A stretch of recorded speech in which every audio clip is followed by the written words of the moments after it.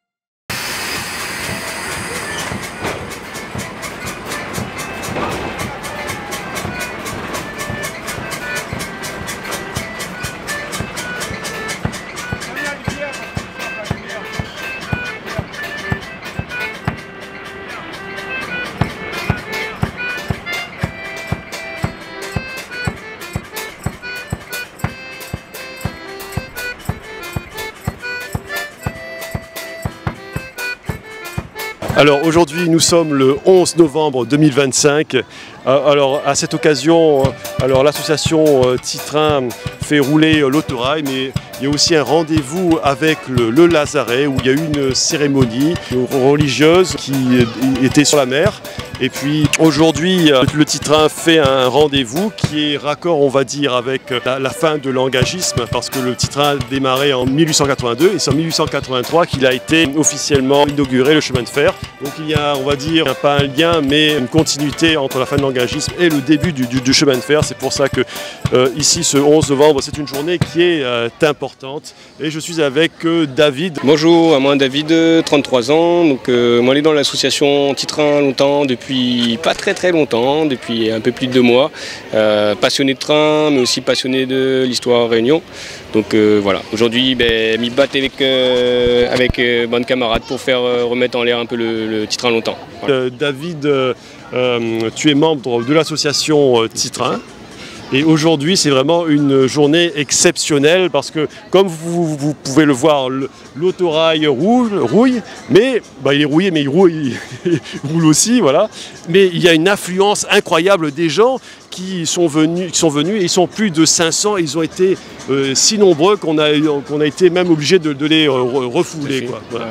Effectivement, aujourd'hui, on a refait vivre pour l'instant d'une journée l'une des locomotives, un autorail. C'est impressionnant, on a effectivement eu plus de 500 personnes. On a dû un peu freiner la vente des tickets, une grosse affluence. Il y a eu 300 tickets vendus d'ailleurs. 300 tickets déjà, 300. Déjà vendus. Ouais. Et donc c'est une journée qui devrait durer un peu plus tard que prévu, mais avec beaucoup d'enthousiasme de la part de l'association. Et d'ailleurs, j'ai vu des gens qui étaient en début de file et ils m'ont dit il n'y a que 30 places dans l'autorail et il y a à peu près 300 personnes devant nous. Et donc pour pouvoir monter dans l'autorail, il va falloir attendre au moins 2 heures. Elles ont été un petit peu découragées tellement il y avait du monde, mais les gens continuent à venir. Et là, ce qu'il faudrait, c'est qu'on fasse plus d'animation, qu'il y ait plus de boissons. On ne s'y attendait pas, en fait, on est pris de court de ce succès inattendu, quoi. Oui, effectivement, on est sur des petites journées habituellement, et là on est sur une journée qui touche, si on regarde, qui touche toutes les générations, des petits-enfants de 4 à 5 ans aux personnes âgées, aux Gramoun, qui ont 82, qui ont eu la chance de déjà monter dans le petit train et qui reviennent avec un très très grand plaisir, ça se voit. Ouais. Oui, c'est vraiment super, mais là, la file, il y a à peu près 50 mètres de fil, ça ne désemplit pas, les gens attendent, et là c'est depuis, depuis 2 heures de l'après-midi, 14 heures, et là il est 16h moins 20, donc ça fait 2 heures que les gens font la queue et qu'ils arrivent pour monter dans l'autorail qui va aussi sous le tunnel, et c'est toute une aventure. L'autorail qui est maintenant qui roule, et puis on ne sait pas maintenant quelle sera la fréquence des rendez-vous. Est-ce qu'on pourra faire un rendez-vous une fois tous les mois? Et c'est ça que les gens aimeraient savoir, en fait.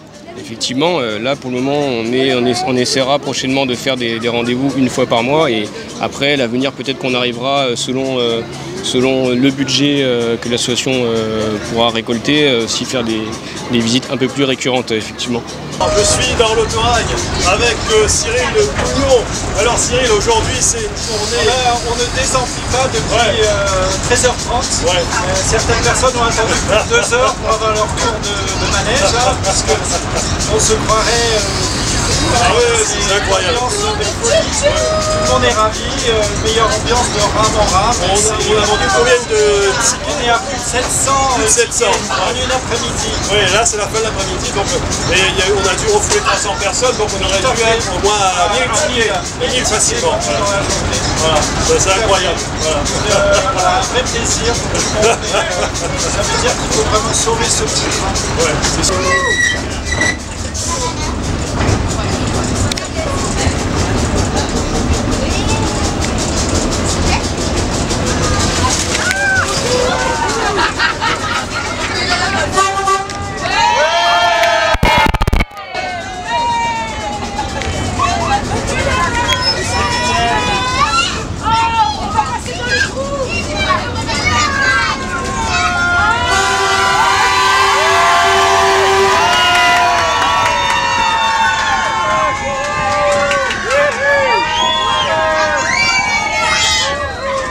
Cet autorail, l'association Anti-Train a réussi à le faire rerouler. Ça fait depuis combien de temps qu'il roule en fait l'autorail là? Il me semble que ça depuis une semaine ou deux qu'on a réussi à le faire rerouler normalement. Ouais. Il était sorti pour les journées du patrimoine, et là effectivement depuis 2-3 week-ends il sort tous les samedis matins pour l'entretien avec les mécaniciens. Ouais. Et donc oui, il roule bien, il pète bien comme on dit. Hein. Ouais. Ouais, il roule bien. Là, les gens, ils ont tous envie de monter dans l'autorail pour avoir ce frisson, et puis aller aussi dans le tunnel.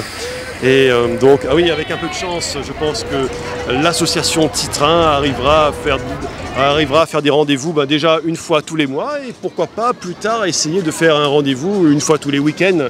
Et puis après, pourquoi ne pas proposer dans l'autorail des jeux, des fruits, par exemple des fruits longtemps, parce que j'avais déjà fait une interview avec quelqu'un qui était monté dans l'autorail dans les années 60, il avait dit on vendait des fruits et tout ça, des fruits que les jeunes ne connaissent plus. Donc ça pourrait être intéressant de renouer avec cette tradition, et puis voilà quoi, c'est un vrai rendez-vous, et les gens ils sont vraiment stimulés, on les voit là, d'ailleurs on les voit à l'image en temps réel, la foule ne désemplit pas, et c'est un... Et pourtant voilà, on le voit, la structure d'accueil est on va dire des plus simples, hein. Il y a un petit pont qui a été fabriqué, cuisiné pour pouvoir monter dans le train en toute sécurité. C'est plein d'initiatives personnelles des mécaniciens, de gens bricoleurs dans l'association.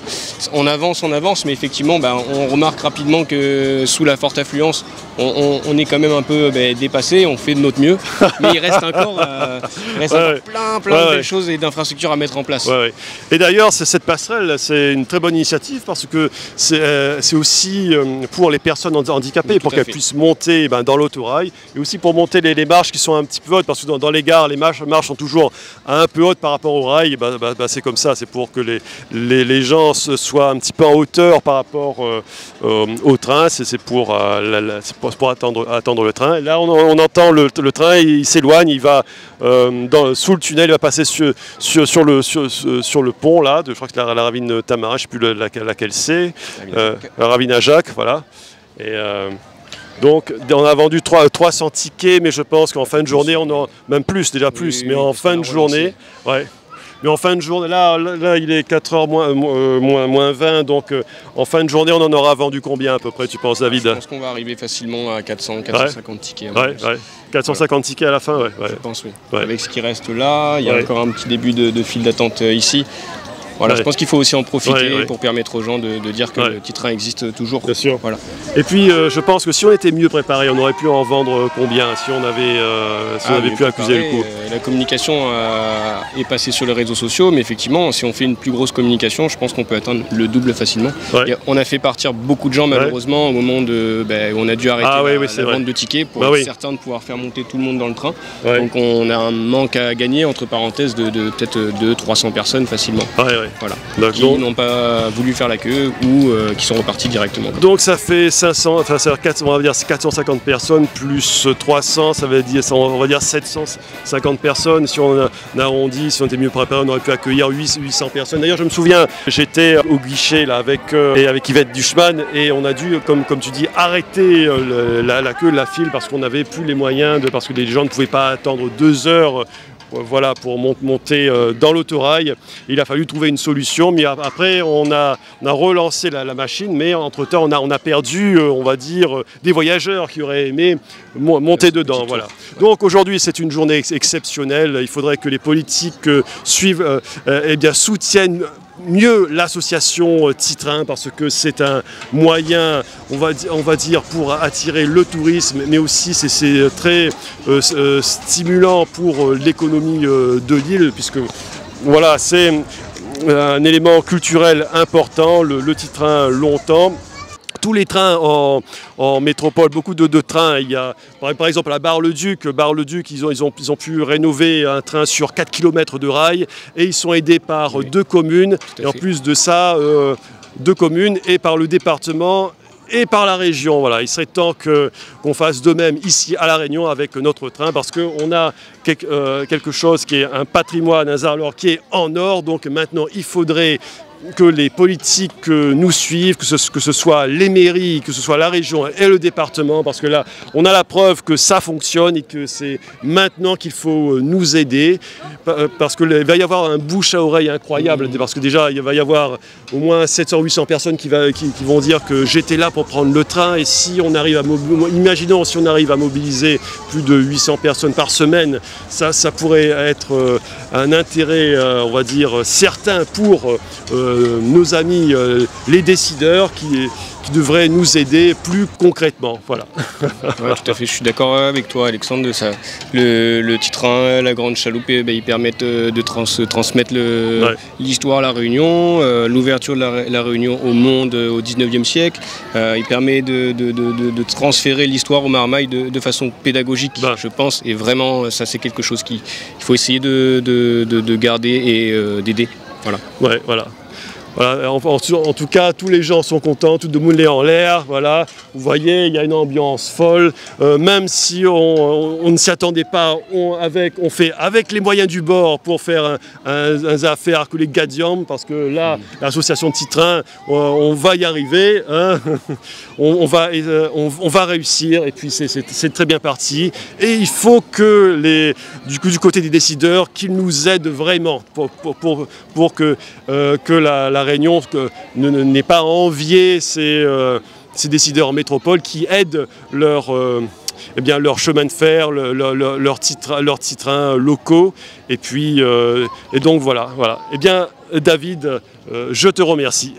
Merci Alexandre. Vous l'avez compris, aujourd'hui, ce 11 novembre 2025 a été exceptionnel, il était historique pour l'association Titrin qui a vendu plus de 750 tickets. Et pourquoi, j'aimerais savoir pourquoi les autorités ne nous suivent pas. Elles ne jouent pas le jeu, alors qu'en métropole, tous les trains touristiques sont aidés par le département, par la région, par plusieurs communes à la fois. Eh bien, j'aime prendre l'exemple de Bar-le-Duc, qui a rénové une Schneider Creusot comme ici, qui était en plus mauvais état qu'ici, et qui a recréé sur 4 km un parcours pour les touristes avec des gens habillés comme à l'époque, avec de vieilles gares et tout ça. Pourquoi ce n'est pas possible ici à La Réunion ? Pourquoi nos politiques ne font rien pour réhabiliter sérieusement le Titrin ? Il y a beaucoup de projets qui sont intéressants, par exemple, entre Sainte-Marie et Sainte-Suzanne, refaire vivre la Schneider Creusot, la machine à vapeur, la rénover en métropole et la faire rouler sur 7 km avec un parcours où il y aurait l'église des pirates, où il y aurait, voilà, il y aurait plein de choses intéressantes. Mais alors pourquoi est-ce impossible ici, à La Réunion, de réhabiliter notre Titrin, notre train touristique? Cela aurait un tel succès partout, que ce soit la Grande Chaloupe avec les autorails dans les tunnels, où on pourrait projeter des films comme à Disneyland ou au Puy du Fou, ou sinon, comme je le disais, à Sainte-Suzanne, on pourrait faire des choses merveilleuses et ça ferait un tabac. Et pourquoi est-ce impossible ici? C'est parce que nos politiques ne veulent rien faire, et c'est la réalité. Et moi, je vous souhaite une bonne journée et je vous donne rendez-vous pour un prochain numéro de Sous la Varangue. A très bientôt dans Sous la Varangue.